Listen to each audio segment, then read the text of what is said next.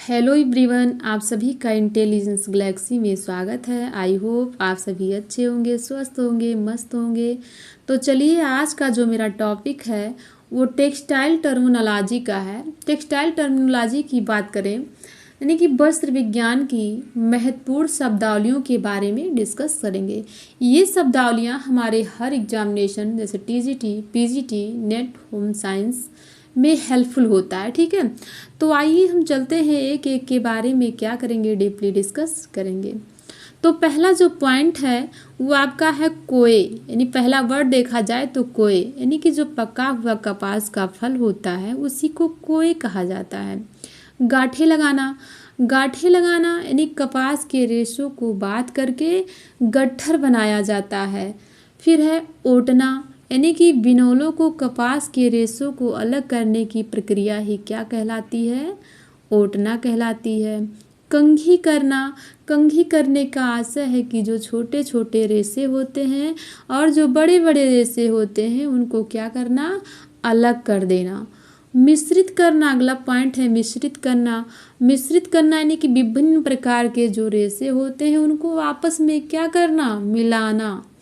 Pony बनाना, pony जो होता है ये प्रक्रिया सूत कताई के पहले से जो है क्या किया जाता है? पोनी बना लिया जाता है।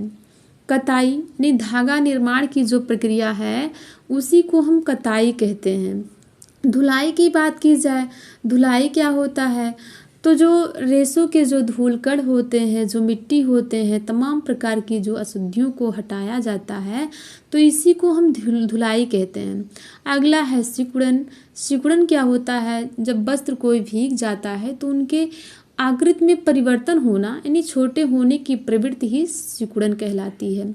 परिसज्जा, वस्त्र पर अंतिम रूप से की जाने वाली प्रक्रिया को ही परिसज्जा कहा जाता है। सिलवट प्रतिरोधकता यानी कि वस्त्र पर सिलवटें नहीं पड़ना, यानी कोई भी वस्त्र होता है तो उसके सिलवटों को क्या किया जाता है? दूर किया जाता है। प्रत्यस्थता यानी कि खींचने के उपरांत पूर्व आकृति वापस ग्रहण करने की क्षमता ही क्या होती है? प्रत्यस्थता होता है। इसमें खींचने के उपरांत होता है। लेकिन बात की जाए प्रतिस्कंदता का तो प्रतिस्कंदता रेशों की मूल वापस ग्रहण करने की क्षमता। ठीक है, यानी कि जो पहले था जो अपना उसका रियलिटी जो है उसी पर वो ग्रहण कर ले, उसी को हम प्रतिस्कंदता कहते हैं। मुलायम करना यानी कि तने के छाल को अलग करने के लिए हम पानी या ओस में गलाते हैं तो इसी प्रक्रिया को हम क्या करते हैं? मुलायम करना कहते हैं। कताई तथा सड़ाई यानी कि भेड़ के शरीर से जो बाल उतारा जाता है उसी को हम कताई तथा सड़ाई कहते हैं। सफाई करना यानी कि ऊनी रेशों की सफाई की जाती है। अपघर्षण क्या होता है? अपघर्षण रेशों या वस्त्रों की रगड़ एवं घर्षण सहन करने की क्षमता ही अपघर्षण है। ठीक है। खींच कर निकालना, खींच कर निकालना यानी धागे को महीन एवं बारीक करने के लिए उनको क्या किया जाता है? खींच कर निकाला जाता है। अब देखिए एक पॉइंट है नमदा। नमदा का नाम आप लोगों ने सुना होगा। नमदा क्या होता है? ये नमी, ताप एवं दाब द्वारा ऊनी रेशों को क्या किया जाता है? आपस में उलझा करके जमाया जाता है। ये वैसे निम्न क्वालिटी का वस्त्र है। ठीक है, नमदा जैसे इससे ये कंबल बनता है ना, कंबल वगैरह सब बनता है। फिर है क्या? गोदे हटाना यानी रेशमी रेशों से क्या किया जाता है? गोद को हटाया जाता है। खींचा ऊन किसको कहते हैं? खींचा ऊन मतलब होता है जो मृत भेड़ होता है उसके शरीर से जो ऊन प्राप्त किया जाता है उसी को क्या कहा जाता है? खींचा हुआ ऊन, जिसको कहते हैं पुल्ड ऊन। समेटना यानी रेशमी रेशों को बाबिन पर लपेटने की प्रक्रिया ही समेटना कहलाता है। कीड़ों को पालना यानी कि रेशम के कीड़ों को पालने की प्रक्रिया ही कीड़ों को पालना कहा जाता है। ताप शून्य रेशा यानी कि ताप शून्य का मतलब होगा कि ताप से प्रभावित होने वाला रेशा। ठीक है, और फिर देखिए आइए आगे हम देखते हैं। ताप शून्य की बात की जाए तो ताप शून्य ताप से प्रभावित होने वाला रेशा है। ठीक है। पुनर्वलित वस्त्र यानी ऐसे वस्त्रों का जो है अस्थायीपन बढ़ाने के लिए उनको उनके अंदर अस्थायीपन लाने के लिए प्रयोग किया जाता है। सूत संख्या यानी कि सूत संख्या क्या होता है, इसमें धागों की बारीकी का माप किया जाता है। ठीक है। वस्त्र गुणांक यानी गुणांक का मतलब होगा कि प्रति इंच धागों में कपड़ों की संख्या कितनी होती है, उसी को हम वस्त्र गुणांक कहते हैं। कैलिको क्या होता है, कैलिको एक साधारण बुना हुआ वस्त्र होता है जिसकी चौड़ाई कितनी होती है, 120 सेंटीमीटर होता है। ठीक है, कितना होता है, 120 सेंटीमीटर। मिश्रित वस्त्र की बात की जाए तो मिश्रित जो वस्त्र होते हैं वो विभिन्न रेशों के संयोग से बने वस्त्र, जैसे टेरिकॉट होता है, टेरिबुल हो गया, टेरी साड़ियाँ, नहीं, इन सभी रेशों को मिला करके जो वस्त्र बनते हैं उन्हीं को मिश्रित वस्त्र कहते हैं। ठीक है।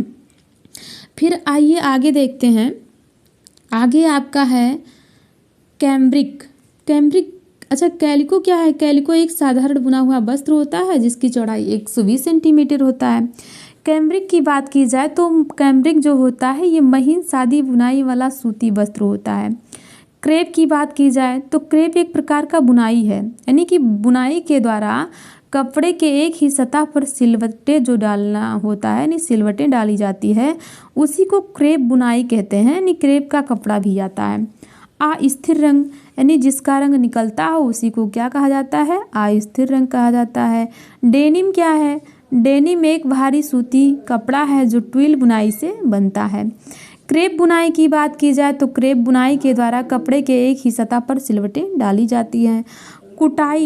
कुटाई क्या होता है, गोल धागों को चपटा बनाने की क्रिया को हम क्या कहते हैं, कुटाई कहते हैं। यानी कि सतह को कूटना ही कुटाई है।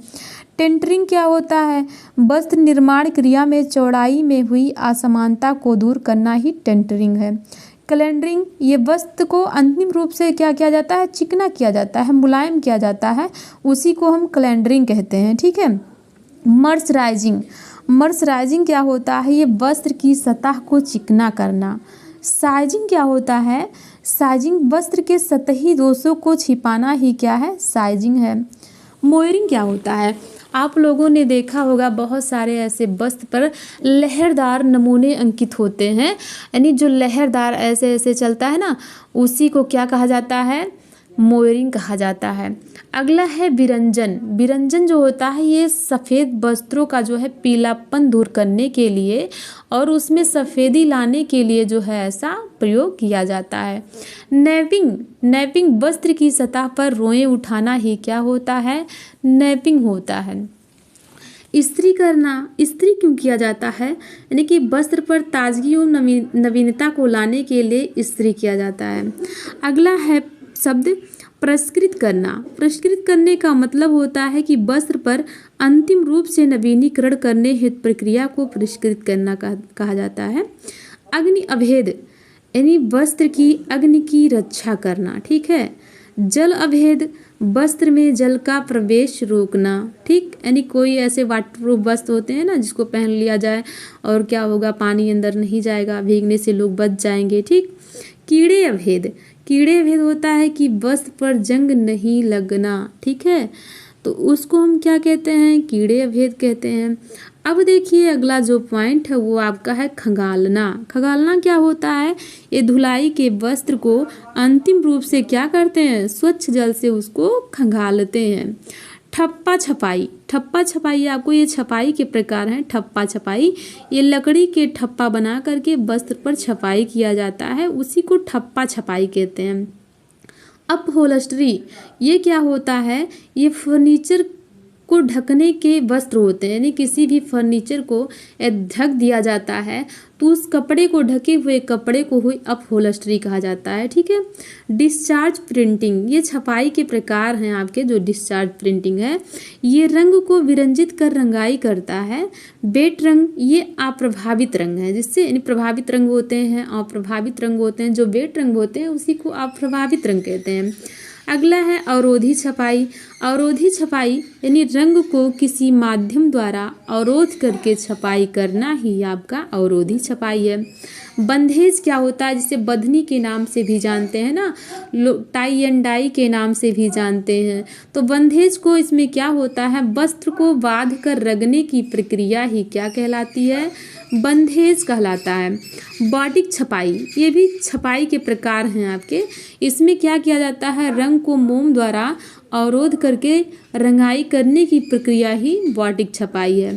शोधक पदार्थ क्या होता है, यानी कि मैल हटाने के लिए, यानी कपड़े से मैल हटाने के लिए जो पदार्थ प्रयोग किए जाते हैं उसी को शोधक पदार्थ कहते हैं। कड़ापन देने वाले पदार्थ, अब कड़ापन यानी कि वस्त्र पर स्टार्च या गोंद का क्लफ लगा देना ही कड़ापन देने वाले पदार्थ हैं। साबुनीकरण क्या होता है, वसा का क्षार द्वारा साबुन का निर्माण करना ही, ऐसी प्रक्रिया ही साबुनीकरण है। अग्नि शमन सूट क्या होता है, वह वस्त्र जो आग में नहीं जलते हैं। आप लोगों ने कोई मूवी देखा होगा, उसमें हीरो क्या करता है, जलते हुए आग में कूद जाता है ना, तो बच जाता है, जलता भी नहीं है, तो वो सूट पहने रहता है, अग्निशमन सूट पहने रहता है, ठीक है। शुष्क धुलाई, शुष्क धुलाई मीन्स होता है वस्त्रों को बिना साबुन पानी की सहायता से वसा घोलक द्वारा धोना ही शुष्क धुलाई कहा जाता है। ताना, ताना क्या होता है, ये बुनाई के लिए लंबोत धागा का प्रयोग, ऐसे इसको ताना कहते हैं और इसको क्या कहते हैं, बाना, ठीक है। जो अनप्रस्थ धागा होता है उसी को हम बाना कहते हैं और इसको हम क्या करते हैं, ताना कहते हैं। ताना जो होता है बुनाई के लंबे धागे का प्रयोग किया जाए और बाना जो बुनाई में अनप्रस्थ धागे का प्रयोग किया जाए ना, उसी को हम क्या कहते हैं, बाना कहते हैं। विमंजन क्या होगा, विमंजन वस्त्र को धोने से पहले क्या किया जाता है, पानी में फुलाया जाता है, यानी किसी कपड़े को पहले पानी में भिगो दिया जाता है, ऐसी प्रक्रिया को विमंजन कहा जाता है। प्रत्यक्ष रंग, जितने भी रासायनिक रंग होंगे वो आपके क्या हैं, प्रत्यक्ष रंग हैं। अपहोल्स्ट्री यहाँ देखिए दोबारा मेंशन हो गया है। अपहोल्स्ट्री आपको पता है कि फर्नीचर को ढकने के वस्त्र होते हैं। सुहागा क्या होता है, ये दाग धब्बे छुड़ाने हेतु प्रतिकर्मक होते हैं जो कि दाग धब्बे को छुड़ा देते हैं। एम्बोसिंग क्या होता है, ये वस्त्र पर उभरा हुआ नमूना, यानी कोई भी प्लेन ड्रेस है तो उस पर देखिएगा कोई भी किसी भी प्रकार के ऐसे नमूने स्पष्ट होते हैं ना, उसी को एम्बोसिंग कहते हैं। छटनी क्या होता है, ये वस्त्र की किस्म होती है और श्रेणी के आधार पर, ग्रेड के आधार पर इसको अलग किया जाता है, इसी को क्या कहा जाता है, छटनी कहा जाता है। लच्छी, लच्छी ये वस्त्र तैयार करने के लिए सूत की